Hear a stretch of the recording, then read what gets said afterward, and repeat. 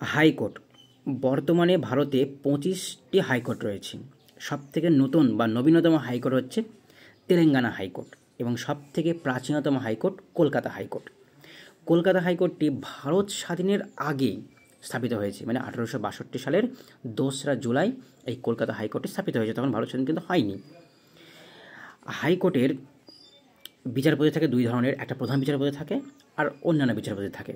তো যে প্রধান বিচারপতি তার মাসিক বেতন হয় 2,50,000 টাকা এবং অন্যান্য বিচারপতিগুলোর মাসিক বেতন হয় 2,25,000 টাকা। এর কিন্তু বেসিক বেতন, আরও অন্যান্য বেতন কিন্তু রয়েছে।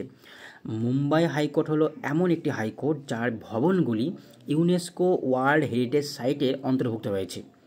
ভারতের হাইকোর্টের বিচারপতি হতে গেলে তাকে ন্যূনতম 10 বছর কোনো একটি হাইকোর্টের বা অধস্তন কোনো একটা কোর্টে তাকে অ্যাডভোকেটের কাজ করতে হবে, মানে ওকালতি কাজ করতে হবে, ঠিক আছে।